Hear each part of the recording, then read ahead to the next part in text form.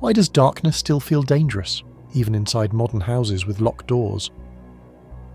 What if the fear of night is not childish, but one of the oldest survival systems humans inherited? And how did fire turn the dark from an enemy into the first human room?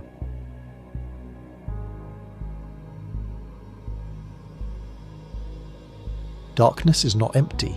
That is the old human lesson. In daylight, the world has edges. You can see the path, the face, the weapon, the animal, the cliff, the hand reaching toward you. At night, the same world remains, but certainty disappears.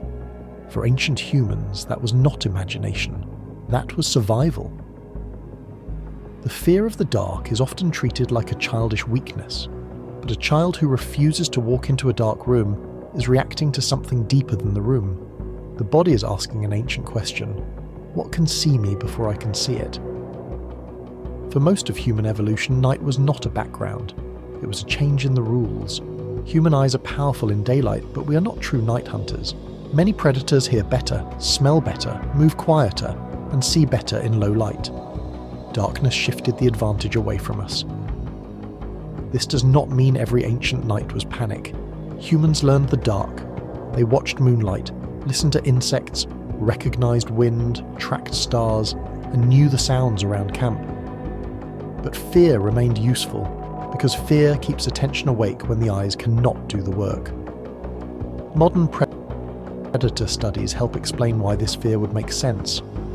Research on lion attacks in Tanzania found that darkness and moonlight can change human risk at night.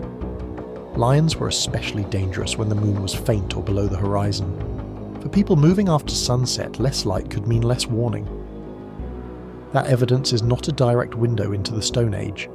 Ancient humans lived in many landscapes, with many predators, under many conditions. But it shows the basic logic. Night is not only darker, night changes who has power. A danger that is manageable at noon can become invisible at dusk.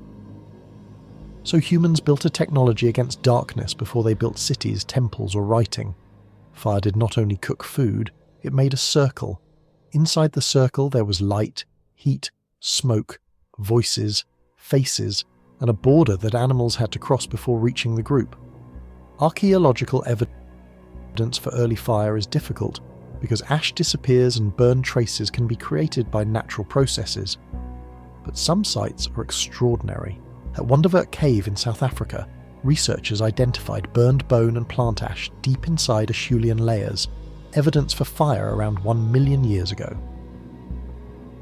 At Gesher Benot Yaakov in Israel, burned seeds, wood, and flint suggest repeated controlled fire use around 790,000 years ago. The distribution of burned materials may point to hearth locations, in other words, not just flame, but places where flame was managed. A hearth is a survival tool, but it is also a social machine. Around fire, people can stay awake longer, share food, repair tools, watch children, tell warnings, remember routes, and make plans. The dark outside remains dangerous, but the inside becomes human. This may be one reason night became the birthplace of stories. In darkness, imagination is not decoration. It is simulation. A story can make an unseen danger visible before it arrives. It can teach a child where not to walk, which sound matters, which animal comes silently, and why the group must stay close. Sleep made the problem even harder. Sleep is necessary, but it is also vulnerability. A sleeping body cannot run, fight, scan the horizon, or protect a child. Human groups had to solve the paradox. Everyone needs sleep, but a group where everyone is deeply asleep is exposed. Research with Hadza hunter-gatherers has been used to explore the sentinel hypothesis. The idea that mixed sleep patterns in groups can keep someone awake or lightly awake through much of the night. In one study, age-related chronotype variation meant the whole group was rarely asleep at exactly the same time. This does not mean ancient camps had formal guards like a fortress. The point is subtler.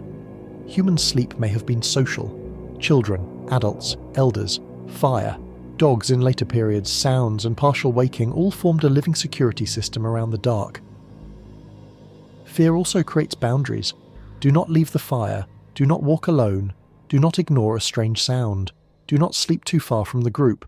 These rules may feel simple, but they are the beginning of social discipline. The dark teaches cooperation because isolation is costly.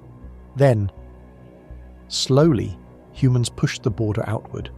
More reliable fire, better shelters, caves, windbreaks, huts, torches, lamps, hearths, villages, streets, electricity.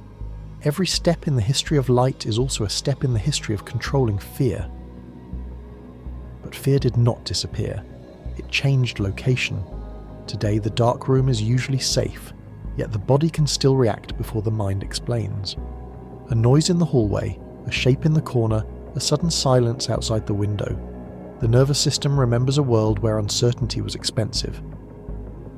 That is why the fear of darkness is not only about darkness. It is about not knowing. It is about losing visual control. It is about the old human dependence on the group, the fire, the watcher, and the boundary between the safe circle and everything beyond it. So why were humans so afraid of the dark?